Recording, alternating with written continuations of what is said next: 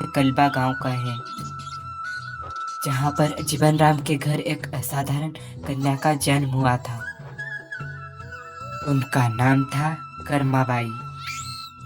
जीवन राम और उनके पत्नी भगवान कृष्ण के बहुत बड़े भक्त थे। वो उनके छोटे बेटी को भी भगवान की भक्ति में लीन कर दिए थे।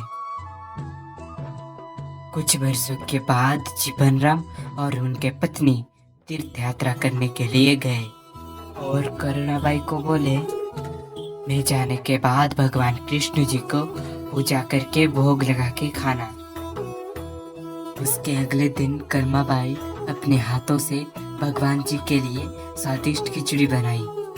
वो इसमें गुड़ डाले, घी डाले और गर्मा गर्म ले देखे तो खिचड़ी जैसे का वैसा ही है।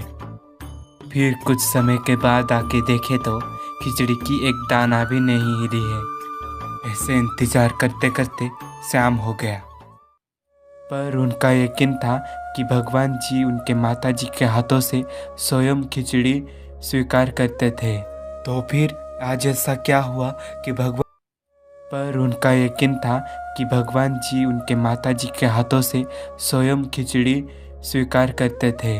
तो फिर आज ऐसा क्या हुआ कि भगवान जी उनके हाथों से खिचड़ी स्वीकार नहीं कर रहे। वो रो रो के भगवान जी को बोली, प्रभु, आप तो प्रतिदिन मेरे माँ के हाथों से भोग ग्रहण करते हैं, लेकिन मुझसे ऐसी क्या भूल हो गई कि मेरे भोग स्वीकार नहीं कर रहे हैं।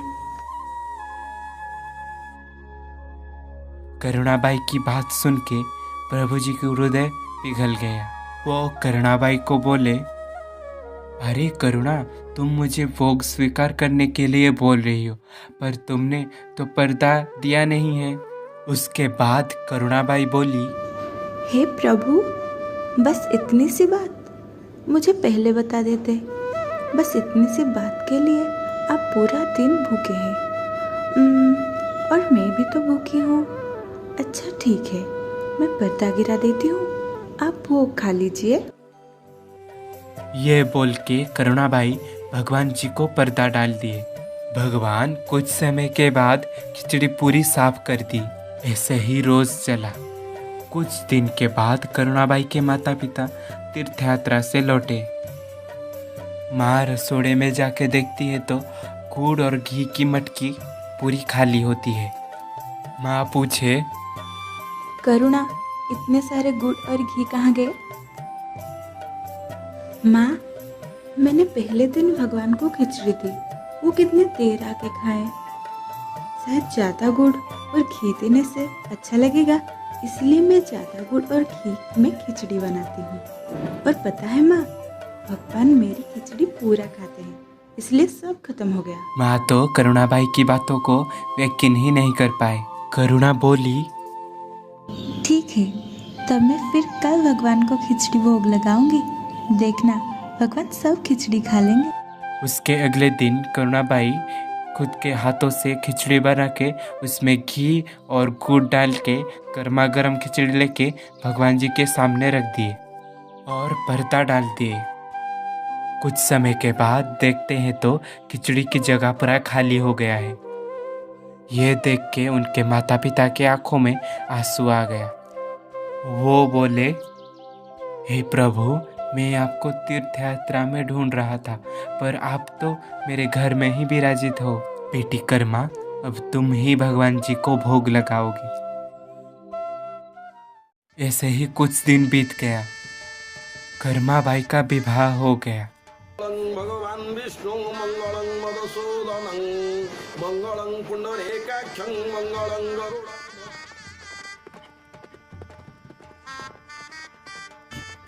पर उनके पति का मृत्यु जल्दी हो गया। उसके बाद कर्माबाई उनकी पूरी जीवन प्रभु के भक्ति में ही समर्पित कर दी। जीवन की अंतिम समय में वो पूरी चले आए और वहाँ पर भी भगवान जी के लिए खिचड़ी बनाते थे। एक बार प्रभु जगन्नाथ जी मंदिर छोड़ के छोटे बच्चे के रूप में कर्माबाई के घर जाकर बोले, माँ, कुछ खाने के लिए मिलेगा? बहुत जोर भूख लगी है। हाँ हाँ बेटा, इधर आ, बैठ यहाँ पर बेटा। मैंने अभी भगवान को खिचड़ी भोग लगाया है। खिचड़ी खा बेटा, अच्छी है। खिचड़ी तुझे और दूँ? बस माँ, मज़ा आ गया आपके हाथ की खिचड़ी खा के। माँ, क्या ये स्वादिष्ट खिचड़ी कल भी खाने आऊँ? कल क्यों बेटा, तू हर दिन आ खिचड़ी खाने। अब रोज कनमाबाई जब भगवान कृष्ण को खिचड़ी भोग लगाते थे, थोड़ी देर बाद वही बालक खिचड़ी खाने के लिए आ जाता था। एक दिन कर्माबाई जी के घर एक साधु बाबा आए। वो देखे कर्माबाई बिना नहाए भगवान जी को भोग लगा रहे हैं। वो कर्माबाई को बोले, तुम सुबह नहा के रसोई को साफ करके उसके बाद भगवान जी को भोग लगाना, ऐसा कभी भी मत करना। कर्माबाई सादा सीधा भगवान जी के भक्त थे। वो साधु जी की बात मानकर पूरा दिन नियम पूर्वक किए। भगवान जी उनके समय आकर देखते हैं तो माता नहा रही थी, तो वो लौट गए। कुछ समय के बाद आकर देखते हैं तो माता रसोई घर साफ कर रही थी। भगवान उदास होकर चले गए। माता भगवान जी को बहुत देरी से खिचड़ी भोग लगाते हैं। खिचड़ी खाते खाते उस तरफ मंदिर में भोग लगाने के लिए पुजारी घंटी बजाती है। इसीलिए प्रभु जल्दी जल्दी बिना हाथ मुंह धो के मंदिर लौट गए। मंदिर लौटने के बाद पुजारी देखते हैं कि उनकी मुंह और हाथों में खिचड़ी लगा हुआ है। वो प्रभु को पूछे, हे प्रभु, आपकी मुंह में खिचड़ी कहाँ से आया? भगवान जगन्नाथ जी पुजारी के स्वप्न में आके बोले, यहाँ पर मेरी एक माँ है, वो प्रतिदिन खिचड़ी बनाकर देती है और वो खिचड़ी इतनी स्वादिष्ट है कि मैं नहीं खा के रह नहीं सकता। तो मैं प्रतिदिन खिचड़ी खाने के लिए उनके पास जाता हूँ। पर पता नहीं कोई एक साधु आकर यहाँ वहाँ की नियम बोल दिए और मेरी भोली भाली माता आज सब नियम मान के किए हैं। मुझे खिचड़ी मिलने में देरी हो गया। तुम जाओ और साधु जी को बोलो मेरे और मेरे माँ के बीच में कोई नियम ना लाए। जगन्नाथ जी के बात सुनकर पुजारी उठ पड़े और वही साधु बाबा को जाके सारी बात बोल दिए। कर्माबाई की भक्ति को देख के साधु बाबा आश्चर्य हो गए और कर्माबाई के पास जाके क्षमा मांगे और उनको बोले, हे माता, आप प्रभु के प्रिय हैं, तो आप जैसे प्रतिदिन प्रभु को भोग लगाते थे वैसे ही लगाइए। ऐसे ही प्रतिदिन कर्माबाई प्रभु जी के लिए भोग लगाते थे और प्रभु जी उससे खाने के लिए जाते थे।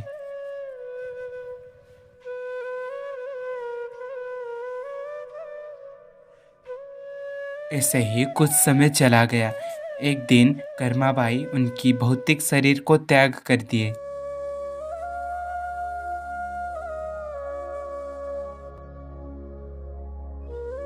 उसी दिन प्रभु जगन्नाथ बहुत रोए और भोग स्वीकार भी नहीं किए।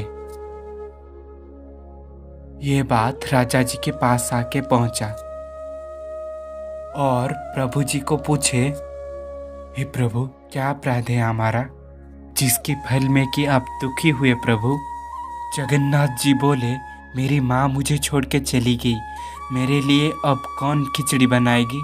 मैं उनके बिना क्या करूं? ये सुन के राजा जी की आंखों में आंसू आ गया। उसी दिन से राजा आदेश दिए कि प्रतिदिन प्रभु जी के लिए खिचड़ी का भोग बनाया जाएगा और उसको बोला जाएगा ये कर्माबाई खिचड़ी है। उसी दिन से कर्माबाई जी का खिचड़ी भगवान को लगाया जाता है। तो सच में भक्त और भगवान की प्रेम कितनी गंभीर है ना।